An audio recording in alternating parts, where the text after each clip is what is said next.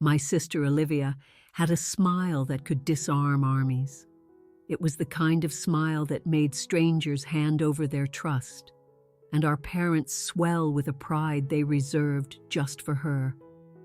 For 2 decades, I bought into that smile myself, right up until she was wearing it as her fingers tightened on mine, just as the plank under my feet on that mountain bridge gave way.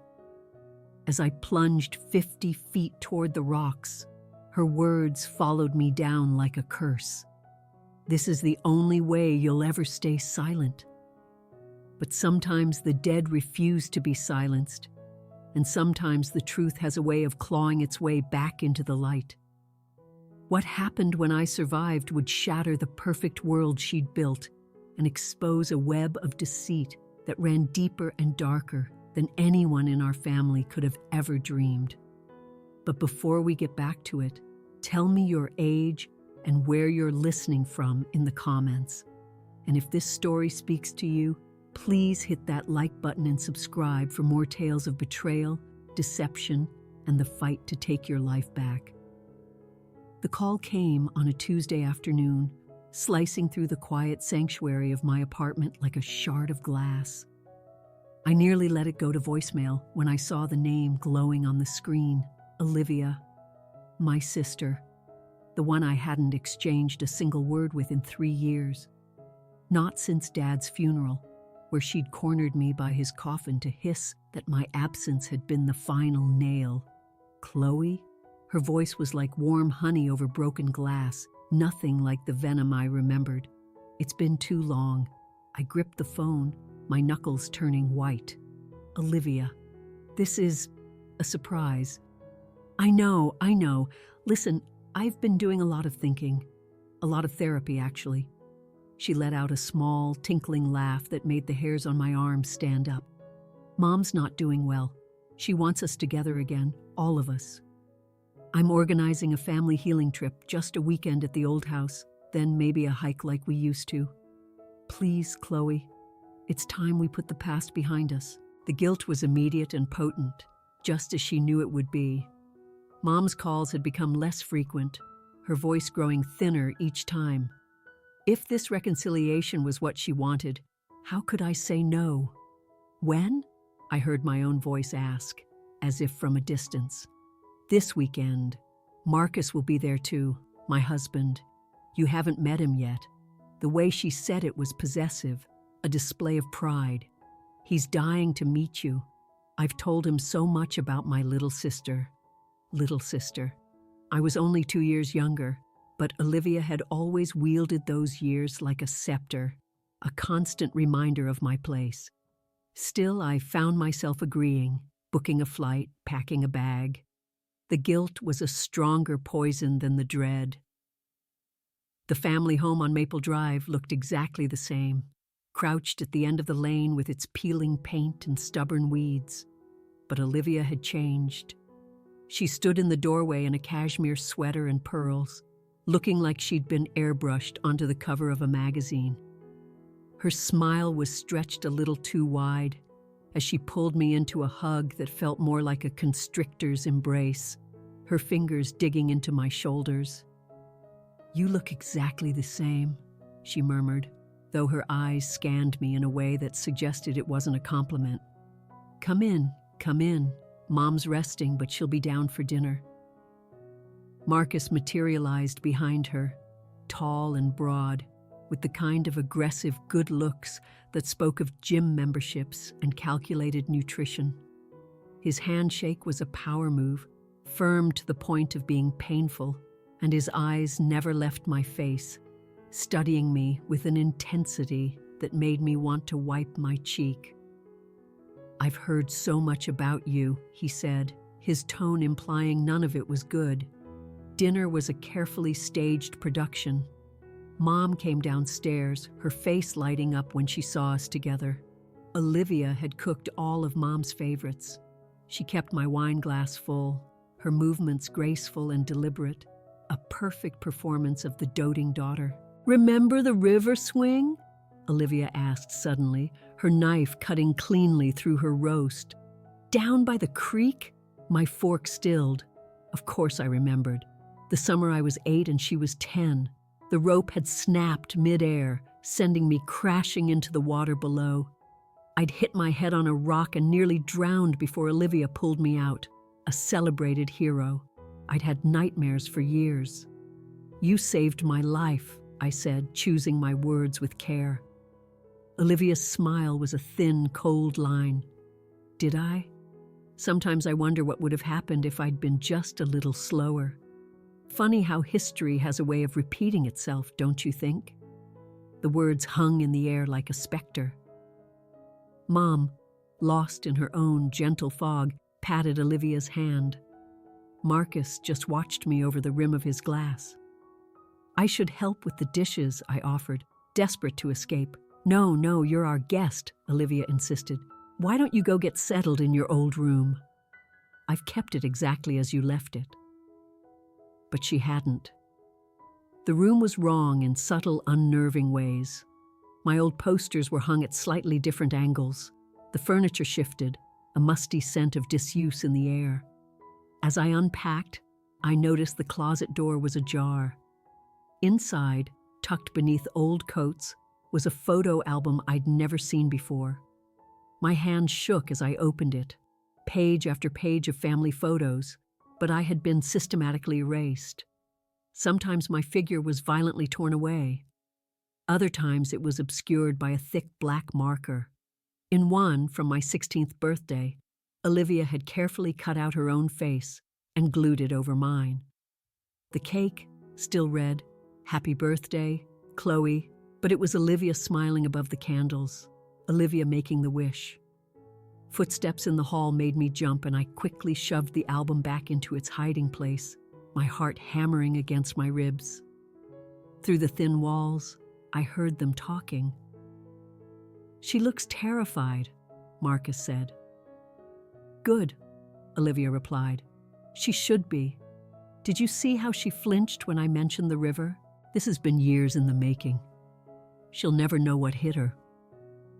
I pressed my ear to the wall, but their voices dropped to whispers. Sleep was a stranger to me that night.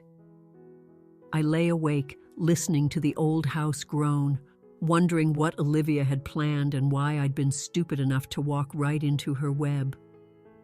Morning arrived with a mask of forced cheerfulness. Olivia chattered away over a breakfast of French toast, talking about everything and nothing. Mom sat between us, a fragile buffer.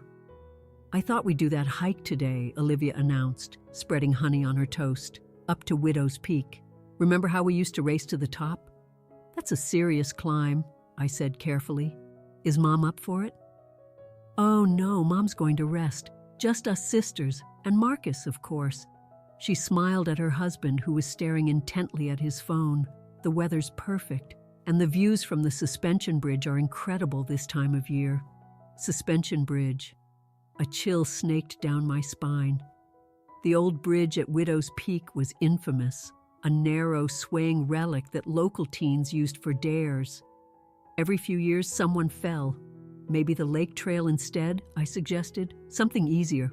"Nonsense," Olivia's tone was final. "You were always the athletic one. Track team, swimming, always showing off."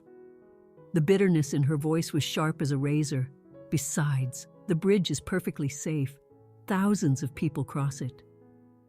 "Very safe," Marcus echoed, not looking up from his phone. His flat confirmation was more unnerving than silence. I wanted to refuse, but Mom chose that moment to squeeze my hand. "It's so lovely to see you girls doing things together again," she said, her voice trembling, "like when you were little." So I agreed. The drive to the trailhead was a 40-minute ascent up winding mountain roads. Olivia drove, her non-stop chatter about her perfect life, punctuated by Marcus gripping the door handle on sharp turns. She kept glancing at me in the rearview mirror. "You know," she said as we pulled into the deserted lot, "there's no cell service up here. A complete digital detox. Isn't that refreshing?"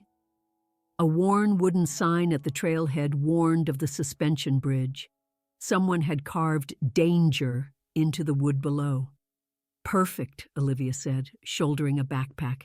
We have the place to ourselves. The hike began pleasantly, but soon the trees thinned, and I could hear it, the groaning of wood and metal, the whistle of wind through the canyon.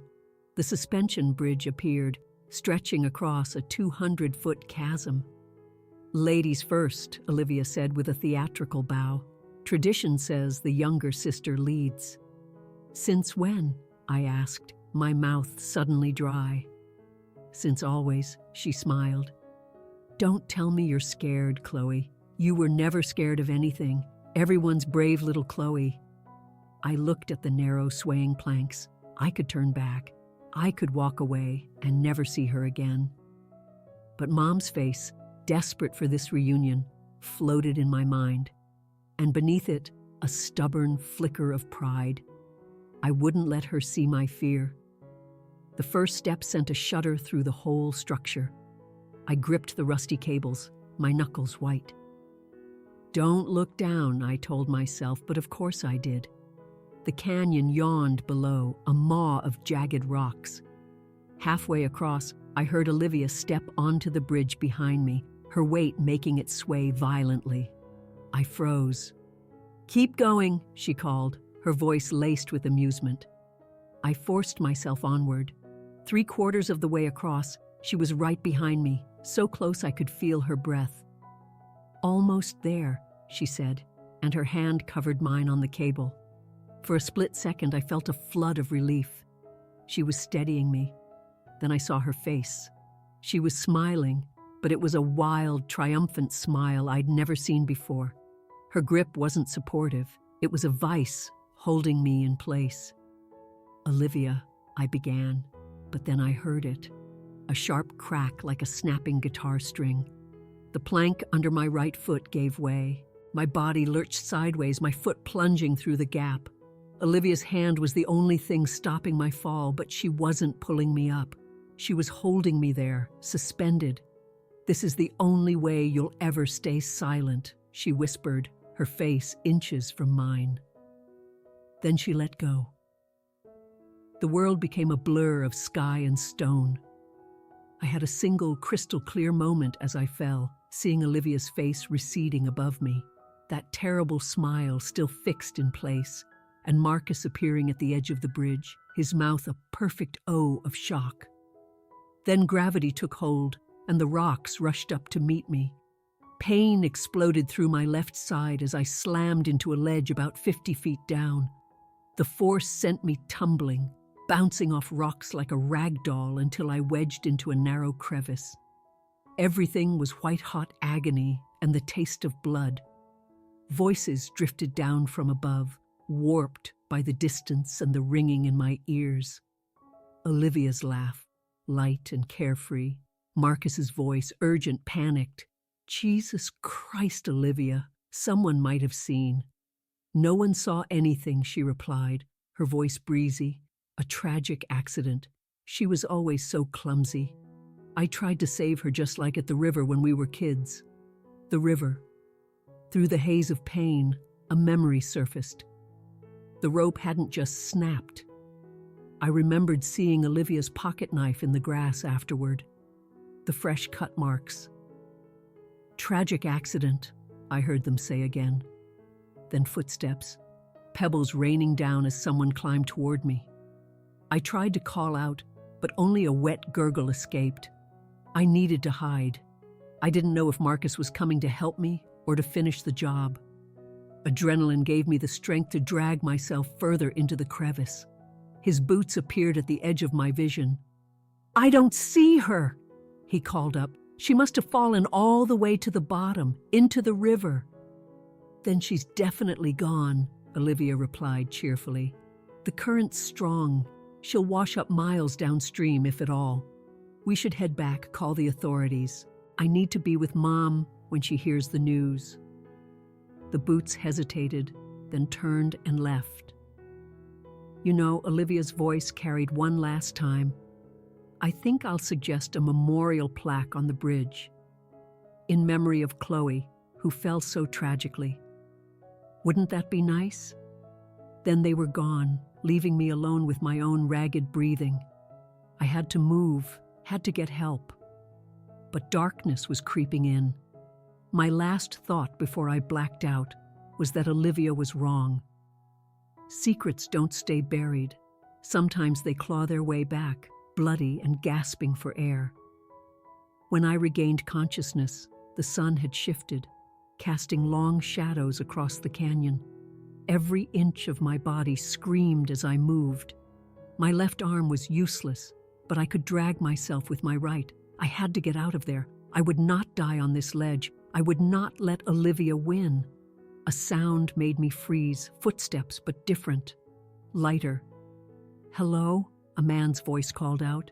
"Is someone down there?" A man in his 50s with a kind, weathered face appeared above me. "Jesus," he breathed when he saw me. "Don't move. I'm calling for help." "No," I managed to whisper, grabbing his jacket with my good hand. "No police. Not yet. She'll twist it. Please, just get me somewhere safe." Something in my eyes must have convinced him.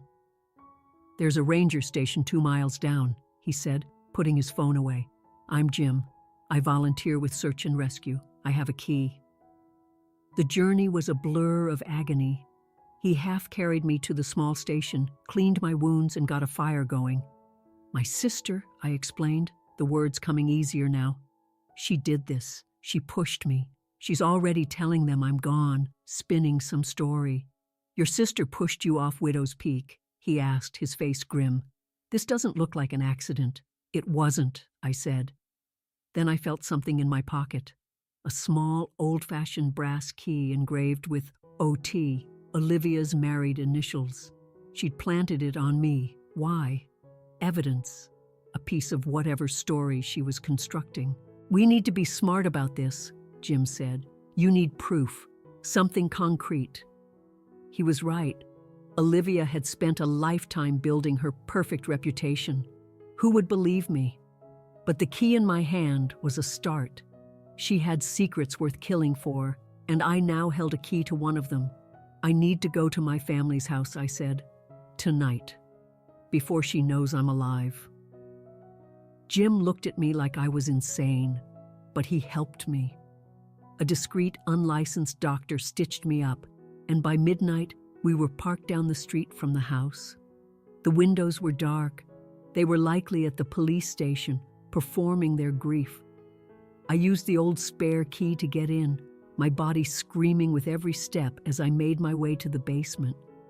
In the corner, under a dusty tarp, was an old trunk I'd never seen before. The brass key slid into the lock perfectly.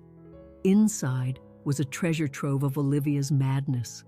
Photos, newspaper clippings, and a small box containing a cassette recorder and several tapes.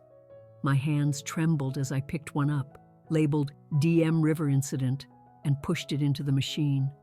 Olivia's voice, younger but unmistakable, filled the silence. "He doesn't know the truth. He'll never know what we did." It was supposed to be Chloe in the river that day, not him. But he saw me cutting the rope, started yelling. I had to push him, had to make him stop. And then when she fell in anyway, I had to be the hero, pull her out. Everyone thinks I'm so brave. If only they knew brave big sister let Daniel die to keep her secret. But Chloe doesn't remember. The head injury was a gift. She doesn't even remember Daniel was there. Daniel Miller, the boy from our neighborhood who drowned that summer. A tragic accident, they'd said. But he'd been there. He'd seen her, and she had killed him for it. A car pulled into the driveway. I grabbed everything I could carry, and Jim helped me back to his truck just as the lights in the house flicked on. As we sped away, I saw Olivia in the doorway, a silhouette against the light, looking out into the darkness. She didn't know I was alive, but she would soon, and when she did, the real fight would begin. Jim's truck was parked in the back of a 24-hour diner 40 miles from town.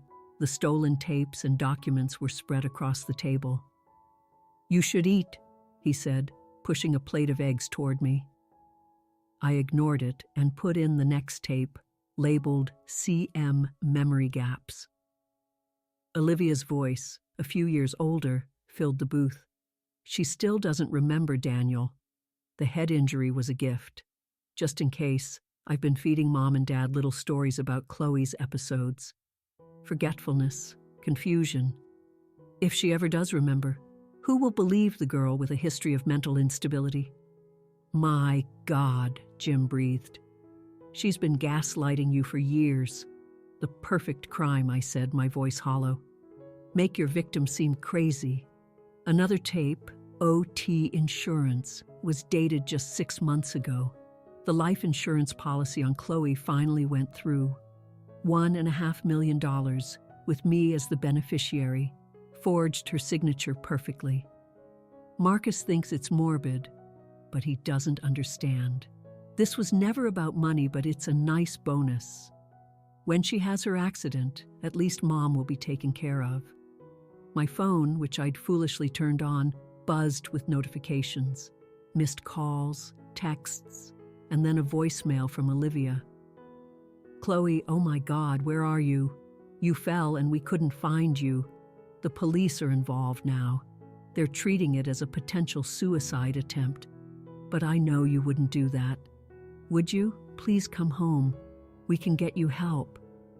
Her performance was flawless. She's good, Jim admitted. And this evidence is inadmissible if it was stolen, I finished for him. My phone rang again.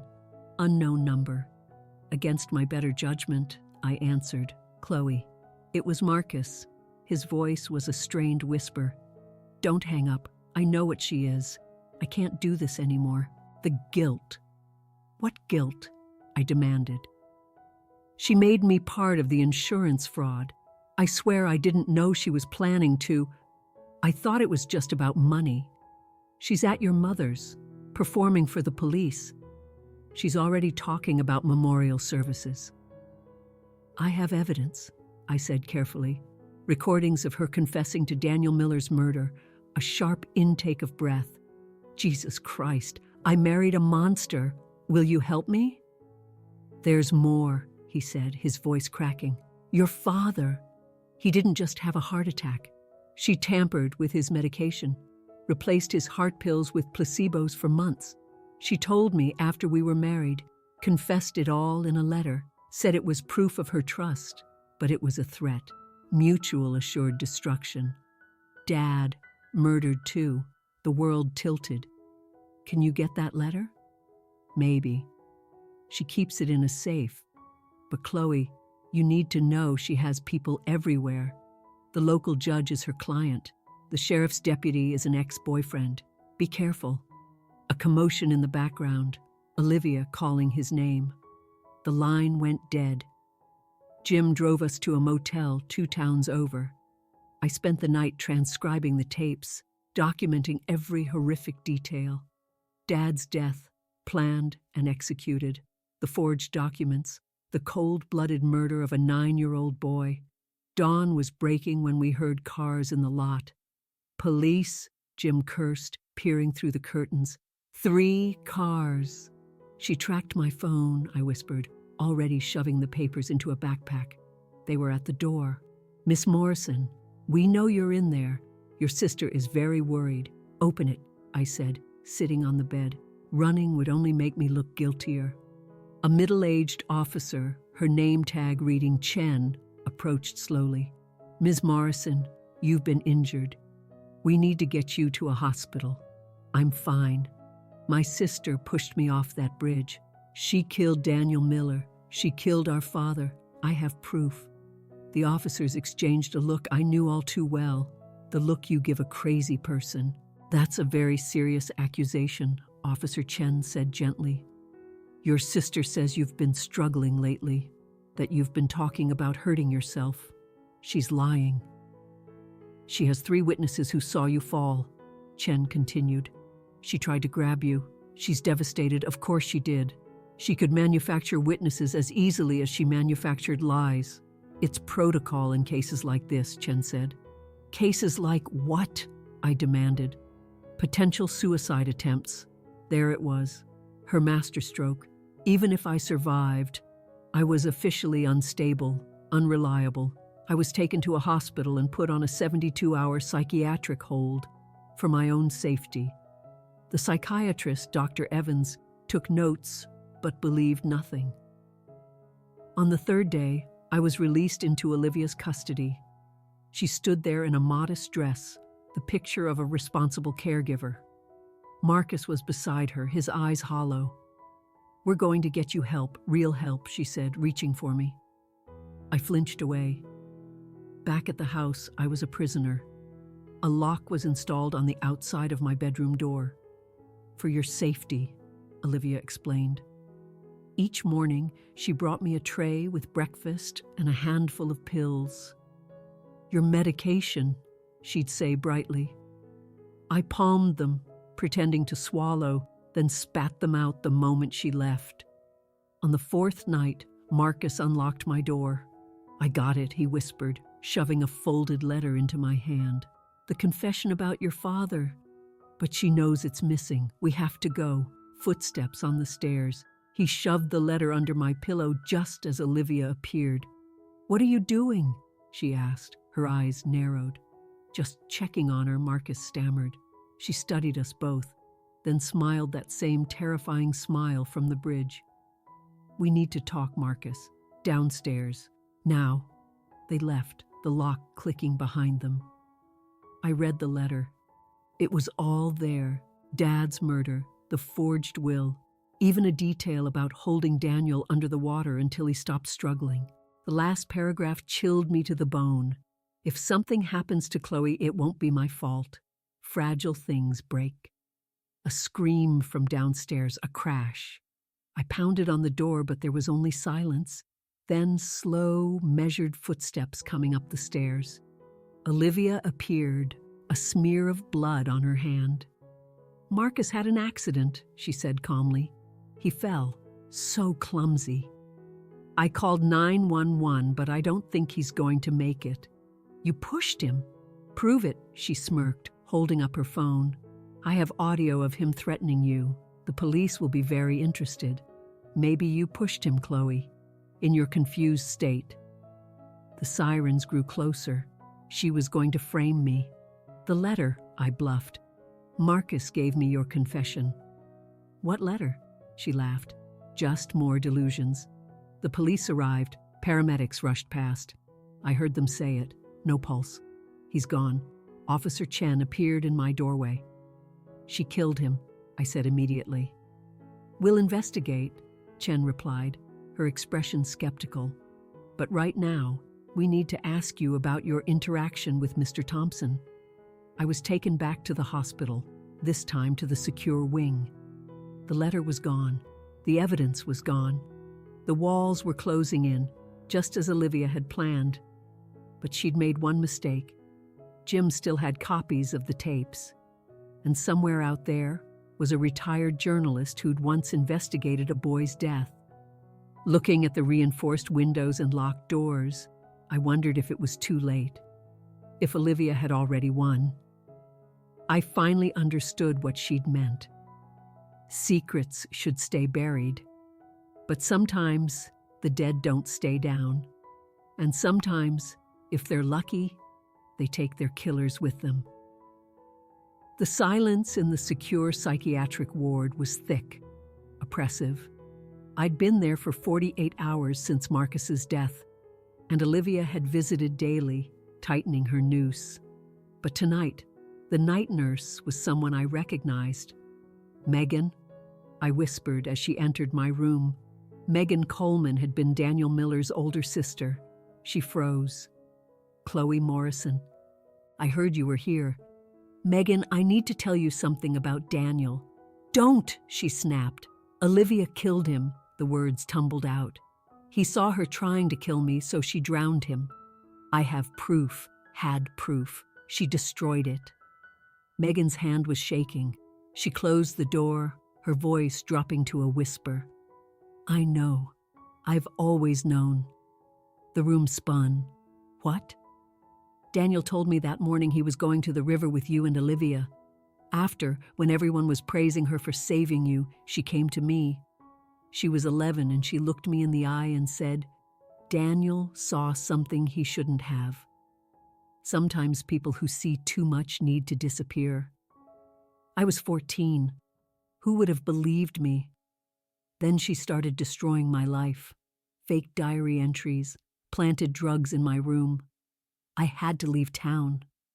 But you came back 5 years ago, and last week, Olivia showed up at my apartment. She knew you were coming, warned me you were dangerous, delusional, and might make wild accusations about Daniel. She suggested it would be better for everyone if you were kept heavily sedated. She knew. She'd planned for this. Megan pulled out a small digital recorder. I've been recording her visits, every veiled threat, a commotion in the hall. Jim was there, arguing with security. I'm her emergency contact. Megan made a decision. He's with me, she told the guard, and let Jim in. His face was grim.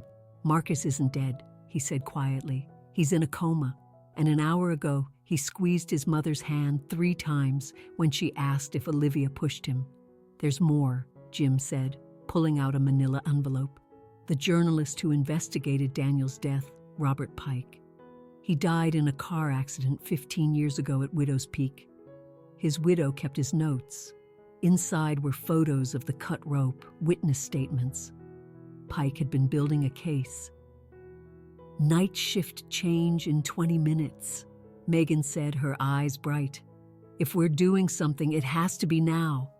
Olivia's coming tomorrow with commitment papers. Once that happens, you'll disappear into the system. Doing what? I asked. Getting you out, she said. We're going to fight back, but not here. There's someone she can't control, your grandmother. Grandma Eleanor? Olivia told me she died years ago. She's alive, Megan said, in a nursing home 3 states away. And she knows things about Olivia that even you don't. She's been writing to me for years, documenting everything, waiting for Olivia to finally go too far. Jim had the window open. Megan handed me a set of scrubs and a mask. We made it to the parking lot just as the alarms blared. As we peeled out of the lot, I saw guards flooding out of the building. We drove through the night. There was another kid at the river that day, Megan said suddenly, younger. He saw everything but never said a word. Billy Chen, Officer Chen's son. That's why she was in Olivia's pocket. Olivia was blackmailing her. At a gas station, I saw my face on the news. Dangerous patient escapes. The clerk reached for his phone, and a state police car pulled in. Megan intercepted the officer, feeding him a story about a patient transfer. He bought it, but barely. We drove straight through to the Sunshine Acres nursing home. We're here to see Eleanor Morrison, I told the receptionist. I'm sorry, Mrs. Morrison isn't taking visitors. Tell her Chloe's here, her granddaughter. The receptionist's eyes widened. But Mrs. Morrison's granddaughter is already here. She arrived an hour ago. Olivia. We found them in a garden by a koi pond. My grandmother, older but with eyes as sharp as ever, sat across from my sister. Chloe, she said, her voice strong. Right on time. Olivia turned, her smile a perfect mask of surprise. Hello, sister. Fancy meeting you here? You killed Daniel, I said, and Dad, and you tried to kill Marcus. Prove it, she purred. Actually, Grandma Eleanor interrupted, holding up a tablet.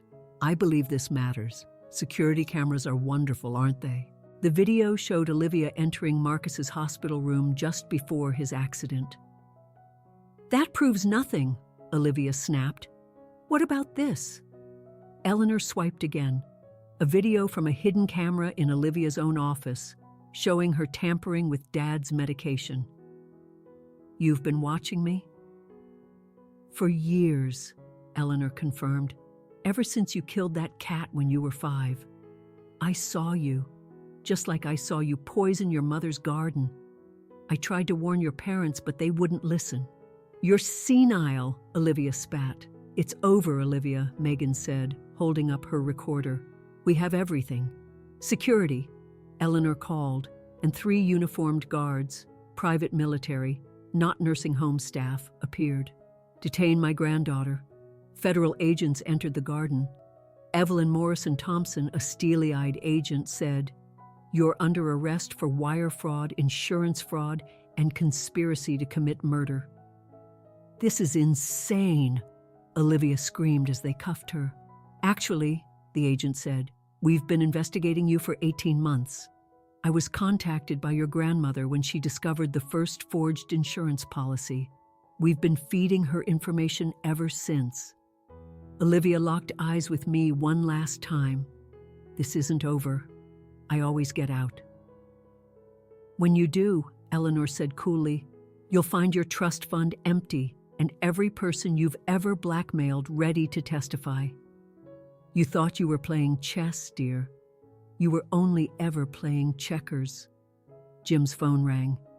"Marcus is awake," he said, his face bright. "He's talking." Relief washed over me, followed by a tidal wave of grief.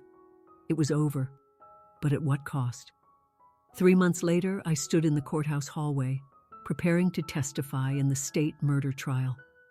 For Daniel. "She won't go down easy," I warned Megan. Her lawyers were already claiming diminished capacity. The doors opened and Marcus rolled out in his wheelchair. His testimony yesterday had been devastating. "She's saying I imagined it all," he told me, "that the head injury affected my memory." I took the stand. Olivia's lawyer tried to paint me as unstable, but I held firm. And then the prosecutor played the tapes. Olivia's voice, confessing to Daniel's murder in chilling detail, filled the courtroom. For the first time, she looked afraid. That night, I got a call, an unknown number. "Hello, little sister." It was Olivia. "A guard owed me a favor," she purred. "I wanted you to know something. When you testify about Dad tomorrow, remember that Mom was there too. Ask yourself why she never questioned his medication. Ask yourself who the original beneficiary of his life insurance was. Hint, it wasn't me." The line went dead. I called Eleanor. 20 minutes later, she called back. The beneficiary was changed 6 months before he died, from you to your mother. Mom knew. The next morning, I confronted the prosecutor. They investigated. What they found was an affair between my mother and Dr. Evans, the psychiatrist. They'd been planning to leave, and Dad's life insurance would fund their new life. Olivia had found out and used it as leverage. Mom took the stand that afternoon, admitting everything. She helped Olivia destroy me to save herself. That night, the call came at 3 a.m. Olivia had escaped. The bribed guard had orchestrated the entire thing.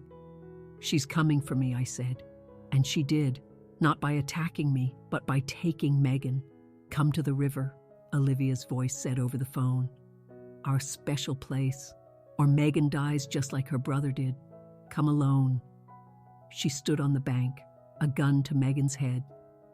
"You came," she said, pleased. "Let her go," I said. "This is between us." "What I've always wanted," she said, "is for you to admit the truth, that you were the one who was supposed to die. Dad loved you more. Everyone thought you were so special. I just wanted to level the playing field." "By killing people?" "You survived," she spat. "You always survive. It's like you're unkillable, or like you're not as smart as you think." Rage twisted her face. "I'm smarter than all of you." "Until you weren't," I shot back. "Until you got sloppy. Until you recorded your own confessions like some movie villain." "Shut up."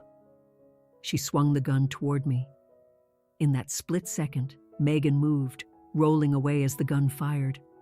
I lunged, tackling Olivia into the shallow water. We fought for the gun. It went off again. Neither of us moved. Then Olivia gasped, looking down at the red stain spreading across her dress. "You shot me." "You shot yourself," I corrected. "I was just trying to get it away." She let out a wet, horrible laugh. "Maybe. Or maybe you're more like me than you want to admit. I'm nothing like you. No? You broke out of a psychiatric ward. You came here alone, ready to kill me. Face it, Chloe, I made you just like me. You're wrong, I said, backing away as I pulled out my phone.